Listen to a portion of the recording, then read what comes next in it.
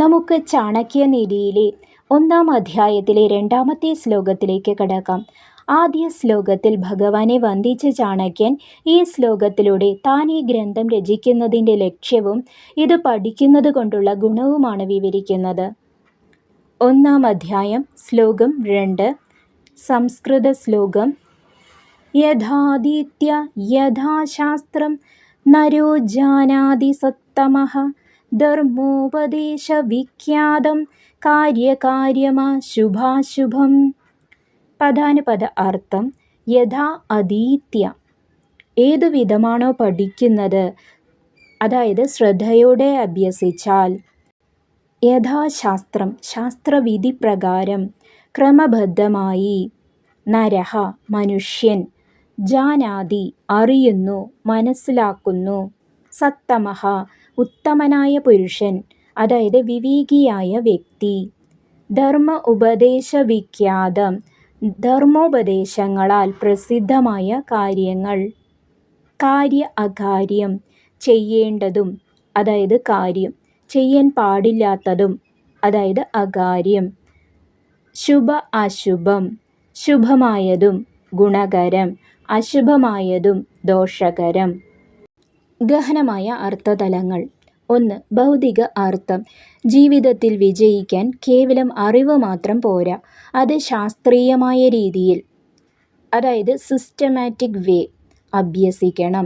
അറിവുള്ള ഒരാൾക്ക് മാത്രമേ ഒരു പ്രത്യേക സാഹചര്യത്തിൽ താൻ എന്ത് ചെയ്യണം, ഡൂസ്, എന്ത് ഒഴിവാക്കണം, ഡോൺസ് എന്ന് കൃത്യമായി തീരുമാനിക്കാൻ കഴിയൂ.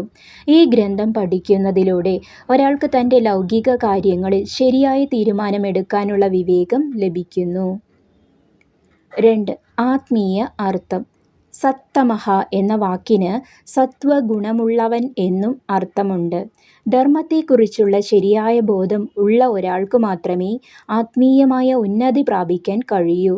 ലോകത്തിലെ നശ്വരമായതും, അതായത് അശുഭം, ശാശ്വതമായതും, അതായത് ശുഭം തമ്മിലുള്ള വ്യത്യാസം തിരിച്ചറിയുന്നതാണ് യഥാർത്ഥ ജ്ഞാനം. വിവേചന ബുദ്ധി, ഡിസ്ക്രിമിനേഷൻ വളർത്തുക എന്നതാണ് ഇതിൻ്റെ ആത്മീയ ലക്ഷ്യം. നമുക്ക് ലഭിക്കുന്ന ഉപദേശം: എല്ലാവരും മനുഷ്യരായി ജനിക്കുന്നു, എന്നാൽ ശാസ്ത്രങ്ങൾ പഠിച്ച് വിവേകം നേടുമ്പോഴാണ് ഒരാൾ ഉത്തമനായ മനുഷ്യൻ, സത്തമഹ ആയി മാറുന്നത്. ജീവിതത്തിലെ ഗുണദോഷങ്ങളെ മുൻകൂട്ടി കാണാൻ ഈ പഠനം നമ്മെ സഹായിക്കുന്നു. ഒരു ഗുണപാഠ കഥയായാലോ? വിവേകിയായ മന്ത്രി. ഒരിക്കൽ ഒരു രാജാവ് തൻ്റെ രാജ്യത്തെ 2 ഉദ്യോഗസ്ഥരോട് ഒരു പരീക്ഷണം നടത്തി. അവർക്ക് തുല്യമായ തുക നൽകിയിട്ട് പറഞ്ഞു, നിങ്ങൾ ഈ പണം കൊണ്ട് ഏറ്റവും നല്ലത് എന്ന് തോന്നുന്ന ഒരു കാര്യം ചെയ്യണം. 1-ാമത്തെ ഉദ്യോഗസ്ഥൻ ആ പണം മുഴുവൻ ആഡംബര വസ്തുക്കൾ വാങ്ങാനും സ്വന്തം സുഖസൗകര്യങ്ങൾ വർദ്ധിപ്പിക്കാനും ഉപയോഗിച്ചു.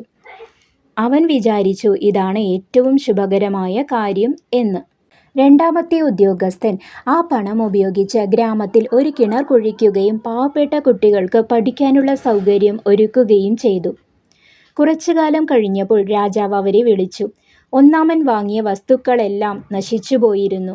എന്നാൽ 2-ാമൻ ചെയ്ത കാര്യങ്ങൾ നാട്ടുകാർക്ക് ഇന്നും ഉപകാരപ്പെടുന്നു. ഇവിടെ 2-ാമത്തെ ഉദ്യോഗസ്ഥൻ ശാസ്ത്രവിധി പ്രകാരം കാര്യവും അകാര്യവും, ചെയ്യേണ്ടതും അരുതാത്തതും തിരിച്ചറിഞ്ഞു പ്രവർത്തിച്ചു. അവൻ യഥാർത്ഥ സത്തമഹ ആയി മാറി.